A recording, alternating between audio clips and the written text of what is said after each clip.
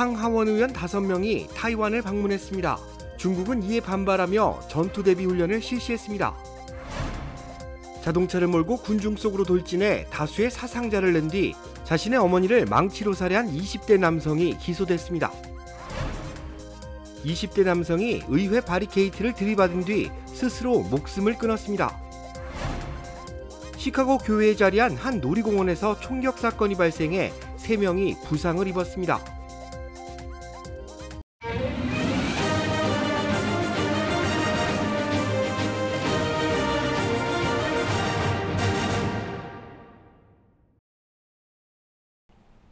여러분 안녕하십니까? KBS 아메리카 뉴스입니다.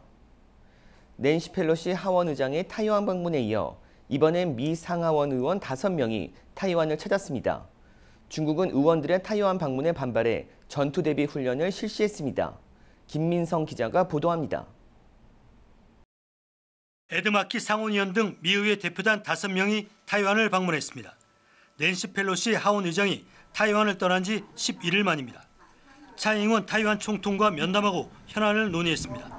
중국은 즉각 반발했습니다. 중국 인민해방군은 타이완 주변 해상과 공중에서 전투 대비 순찰과 실전 훈련을 실시했습니다. 또 군용기들이 타이완 방공 식별구역에 7차례나 진입해 무력 시위를 펼쳤습니다. 미국과 타이완이 타이완 해협의 평화와 안정을 위협한 것에 대한 맞대응이라는 점을 분명히 했습니다. 중국 외교부도 하나의 중국 원칙을 공공연히 어겼다며 경고했습니다. 公然违反一个中国原则和中美3个联合公报规定，侵犯中国主权和领土完整，向台独分裂势力发出严重错误信号。 이에 대해 타이완은 타이완과 미국 간 우호의 또 다른 표시라며 환영한다는 입장을 밝혔습니다. 특히 펠로시 의장 방문 이후 일주일 동안 이어진 중국의 무력 군사 훈련이 영내 긴장감을 불러왔지만 미국의 확실한 지지를 재차 보여준 거라고 평가했습니다. 再次证明了不是中国可以来指使或要求别的国家的政治人物能不能到台湾访问。那同时，它也展现就是美国人民跟台湾人民站在一起。 베이징에서 KBS 뉴스 김민성입니다. 군중 속으로 자동차를 몰고 돌진해 18명의 사상자를 내고 자신의 어머니도 망치로 살해한 24살 남성이 기소됐습니다. 제6사 뉴욕 KBTV 김은지 기자가 보도합니다. 어제 오전 3시경 펜실베니아 주경찰은 정신질환을 겪고 있는 24세 남성 에이드리안 오스왈도 슈라 라이스를 법정으로 송치했습니다. 라이스는 그 하루 전날인 13일 토요일 저녁 6시경 펜실베니아 버윅 지역에서 이달 초 주거지 화재로 인해 사망한 3명의 어린이를 포함해 10명의 희생자들을 위한 기금 마련 행사 중이던 군중을 향해 차량을 돌진시켰습니다. 75명 이상이 모인 군중 속 18명이 모두 즉시 입원했지만 이 중 1명은 사망했고 5명은 위독한 상태이며 나머지는 양호한 상태인 것으로 전해졌습니다. 라이스가 급발진을 하게 된 동기는 사건이 발생하기 전 그의 어머니와 집에서 말다툼이 있었기 때문입니다. 군중을 들이받은 후 집으로 돌아온 라이스는 집 앞 도로에 나와 있는 어머니에게도 끔찍한 일을 저질렀습니다. 라이스는 길가에 휘발유를 깔아놓은 후 어머니를 향해 차로 돌진했으며 이후 자신의 차에서 망치를 가져와 그녀의 머리를 수차례 때렸다고 진술했습니다. 라이스는 경찰 당국에 어머니와 싸우는데 지쳤다며 이를 끝내고 싶었다고 진술했습니다.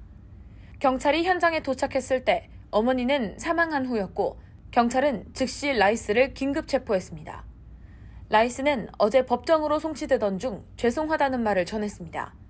수사관들은 라이스에게 2가지의 살인 혐의를 부여했으며 판사로부터 보석 신청이 거부돼 현재 콜롬비아 카운티 교도소에 수감됐습니다. KBTV 뉴스 김은지입니다. 지난주 트럼프 과격 지지층의 FBI 지부 공격에 이어 이번엔 의사당도 공격당했습니다. 연방의사당에서 한 20대 남성이 의회 바리케이트를 들이받은 뒤 스스로 목숨을 끊었습니다. 윤범수 기자가 보도합니다.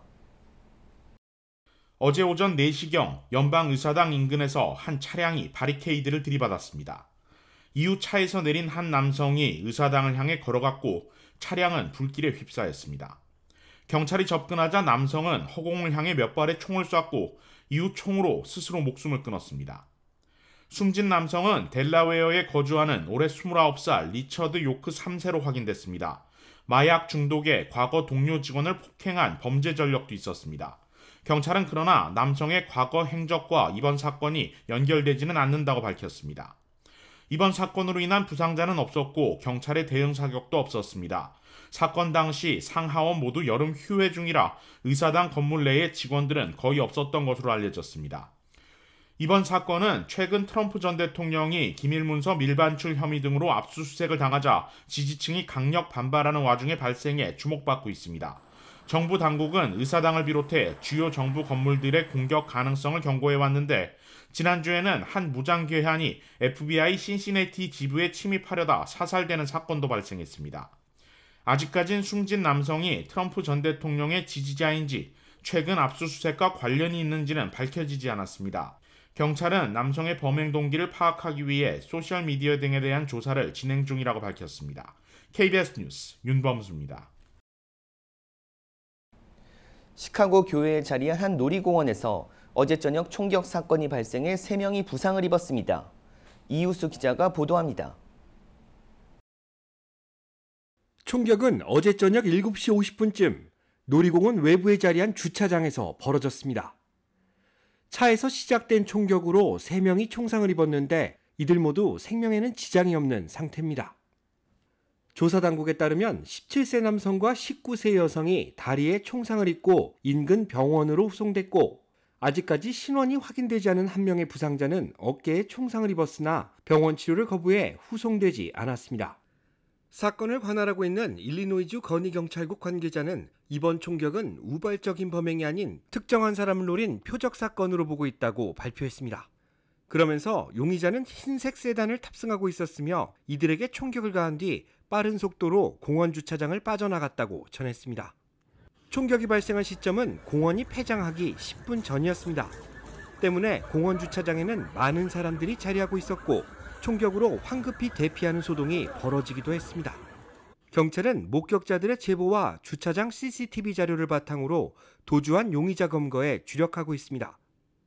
사건이 발생한 식스플래그 그레이트 아메리카는 총격 하루 만인 오늘 오전 다시 문을 열었으며 입장객들에 대한 보안 검색을 더욱 강화할 방침이라고 밝혔습니다. KBS 뉴스 이우수입니다.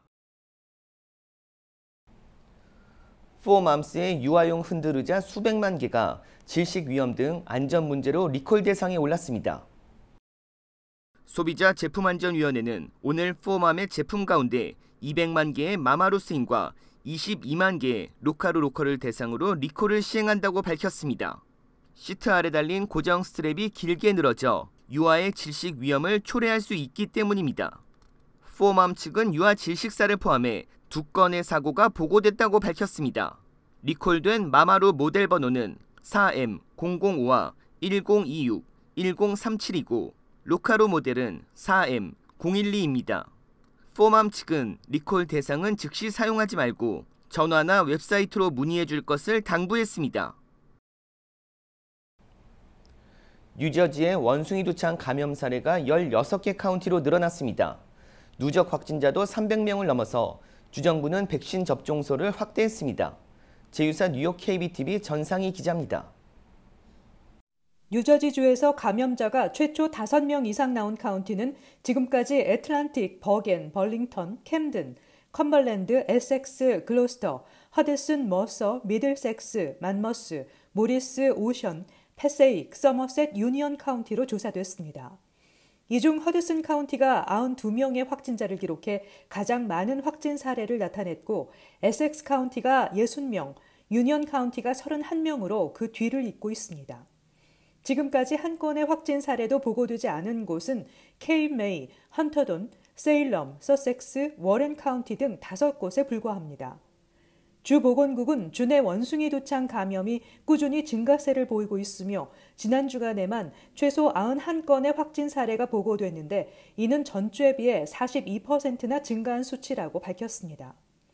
주 당국은 최근 확진 증가세에 따른 백신 수요에 대응하기 위해 기존 5곳의 백신 접종처를 9곳으로 늘렸습니다. 필 머피 주지사는 성명을 통해 원숭이 두창 백신 접종처 증가로 백신에 대한 접근성과 편의성을 높이게 됐고 앞으로도 접종처를 더욱 늘릴 계획이라고 밝혔습니다. 현재 뉴저지는 물론 전국 단위로도 원숭이 두창 백신 수요는 공급을 훨씬 뛰어넘고 있습니다. 뉴저지는 49개 주 중 8번째로 감염 사례가 많은 곳으로 나타났으며 뉴욕이 1위를 기록 중입니다. 질병통제예방센터는 전국적으로 원숭이 두창 확진 사례는 1,768건으로 보고됐으며 확진 사례가 보고되지 않은 주는 와이오밍주가 유일하다고 밝혔습니다. KBTV 뉴스 전상입니다. 다음 달 LA 카운티 내 일부 지역에서 보름간 야외 물주기가 금지됩니다.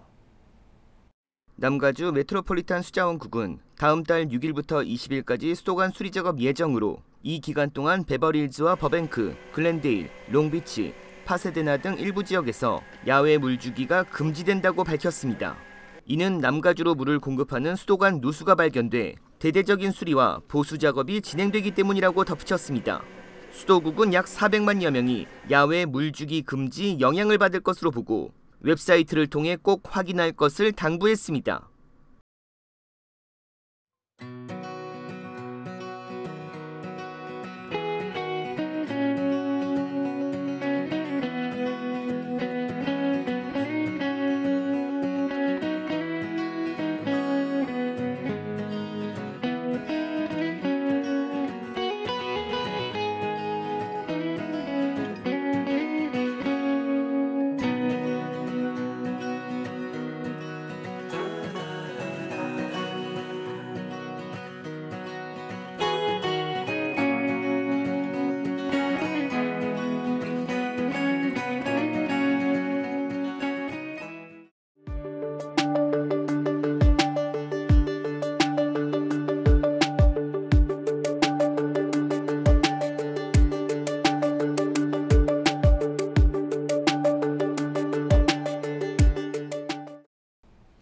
오늘은 한국의 독립기념일인 8.15 광복절입니다.